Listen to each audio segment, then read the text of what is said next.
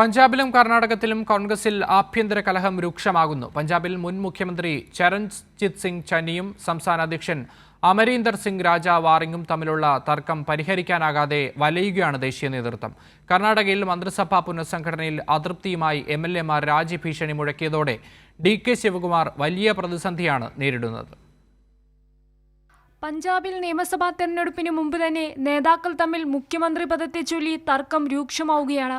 മുൻ മുഖ്യമന്ത്രി ചരൺജിത് സിംഗ് ചന്നിയും സംസ്ഥാന കോൺഗ്രസ് അധ്യക്ഷൻ അമരീന്ദർ സിംഗ് വാരിങ്ങും തമ്മിലാണ് പരസ്യപ്പോര്. 2027 നിയമസഭാ തെരഞ്ഞെടുപ്പ് പ്രചാരണ ചുമതല ചന്നിക്ക് നൽകിയതോടെയാണ് പാർട്ടിയിലെ ഭിന്നത പരസ്യമായത്.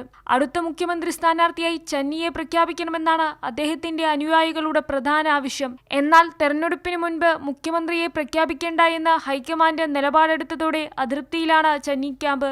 ആഭ്യന്തര കലഹം സഹിക്കവയ്യാതെ പൊതുവേദിയിൽ സംസ്ഥാന അധ്യക്ഷൻ അമരീന്ദർ സിംഗ് വാരിങ് പരസ്യമായി പൊട്ടിക്കരഞ്ഞിരുന്നു. വാരിങ്ങിനെ കോൺഗ്രസ് അധ്യക്ഷ സ്ഥാനത്ത് നിന്ന് മാറ്റാൻ ചന്നിയുടെ നേതൃത്വത്തിലുള്ള സംഘം കേന്ദ്ര നേതൃത്വത്തിന് മേൽ കടുത്ത സമ്മർദ്ദം ചെലുത്തുന്നുണ്ട്. പഞ്ചാബിന്റെ ചുമതലയുള്ള ഭൂപേഷ് ബാഗലിനെതിരെ ബാഗൽ ഗോ ബാക്ക് പോസ്റ്ററുകൾ സംസ്ഥാനത്തിന്റെ പല ഭാഗങ്ങളിലും പ്രത്യക്ഷപ്പെട്ടിരുന്നു. അതേസമയം കർണാടക കോൺഗ്രസിലും പ്രതിസന്ധി രൂക്ഷമാണ്. മുഖ്യമന്ത്രി സ്ഥാനം DK ശിവകുമാറിന് കൈമാറിയതോടെ സിദ്ധരാമയ്യ ക്യാമ്പ് കടുത്ത അസംതൃപ്തിയിലാണ്. കഴിഞ്ഞ ദിവസം നടന്ന മന്ത്രിമാരുടെ സത്യപ്രതിജ്ഞാ ചടങ്ങിലും സിദ്ധരാമയ്യ പങ്കെടുത്തിരുന്നില്ല. മന്ത്രിസ്ഥാനം ലഭിക്കാത്തതിൽ പ്രതിഷേധിച്ച 2 പ്രമുഖ MLA-മാരാണ് രാജിഭീഷണി മുഴക്കിയത്.